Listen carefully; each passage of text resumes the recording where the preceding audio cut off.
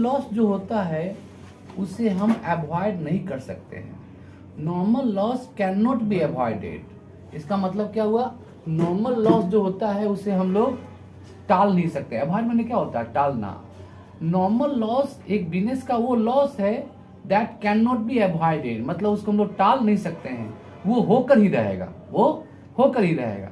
लेकिन abnormal loss जो होता है बिजनेस में वो it can be avoided. Abnormal loss को हम लोग चाहे तो अवॉइड कर सकते हैं, उसे टाल सकते हैं, उसे होने से रोक सकते हैं। एबनॉर्मल लॉस ऐसा लॉस होता है जो एबनॉर्मल होता है, उससे हम लोग होने से बिजनेस में रोक सकते हैं यदि हम प्रॉपर केयर करें। If proper care is taken, यदि बिजनेस प्रॉपर केयर करता है, सावधानी बरतता है, तो एबनॉर्मल लॉस होने से रोक सकता है। जबकि नॉर्मल लॉस जो है it can not be avoided.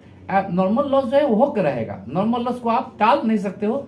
Normal loss को कितना भी केयर किया जाता है फिर भी वो होकर रहता है।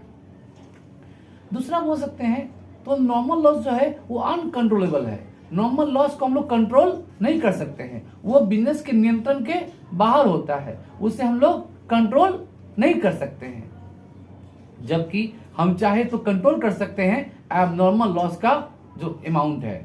अब एक कंपनी में एबनॉर्मल लॉस यदि 1 लाख होता है तो उसे हम लोग कम कर सकते हैं, उसे खत्म भी कर सकते हैं। लेकिन नॉर्मल लॉस जितना होता है उतना होकर रहेगा, उसे हम रोक नहीं सकते हैं। एक सिंपल लाइन में कहे तो नॉर्मल लॉस जो होता है वो अनकंट्रोलेबल होता है, जबकि एबनॉर्मल लॉस जो होता है वो कंट्रोलेबल होता है। प्रॉपर केयर करके हम उसे कंट्रोल कर सकते हैं।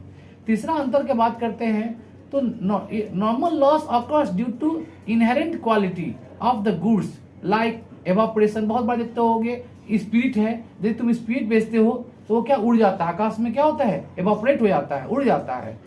मतलब कुछ कुछ वस्तु जो होते हैं उसका क्वालिटी होता है डैमेज होने का। क्या होता है, डैमेज होने का।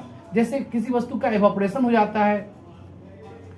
तो normal loss occurs due to inherent quality of the goods. वस्तु का जो अपना क्वालिटी है, अपना गुण है, वो गुण के कारण भी क्या होता है, नॉर्मल लॉस सामने दिखाई पड़ती है। जैसे किसी वस्तु का गुण है evaporation. Solid objects turning into dust, loss of weight. कुछ कुछ वस्तु जो होती है वो उसका वेट कम जाता है, उसका वेट क्या होता है, कम जाता है। उसका बहुत सारा वेट क्या होता है, डस्ट में बदल जाता है। कुछ कुछ वस्तु ऐसा होता है जो डस्ट में बदल जाता है, डस्ट मतलब धूल कण में बदल जाता है, और वो हमारा क्या हो गया, लॉस हो गया।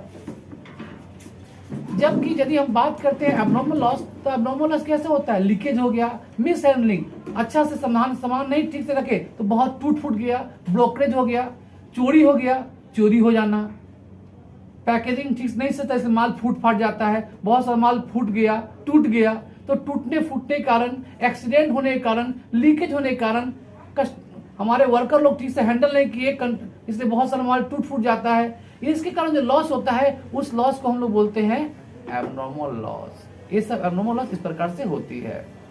नेक्स्ट अंतर का बात करते हैं, चौथा का, वो है नॉर्मल लॉस का कॉस्ट जो है वो बुक्स ऑफ अकाउंट्स है उसमें नहीं दिखाया जाता है।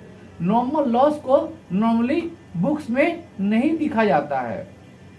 नॉर्मल लॉस का जो कॉस्ट है is not shown in the books of accounts by means of any entry.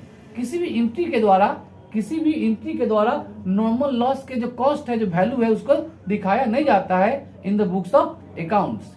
जबकि जो एबनॉर्मल लॉस है उस एबनॉर्मल लॉस को हम लोग प्रॉफिट एंड लॉस अकाउंट में दिखाते हैं, ताकि हमारा कंसाइनमेंट अकाउंट जो है वो सही प्रॉफिट दिखा सके।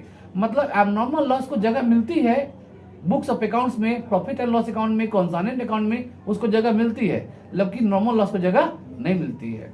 एक सेंटेंस में बोले तो normal loss is a part of books of account, not part of the books of account, but on the other hand abnormal loss जो होता है is the part of books of accounts. इसको books of accounts में दिखाया जाता है।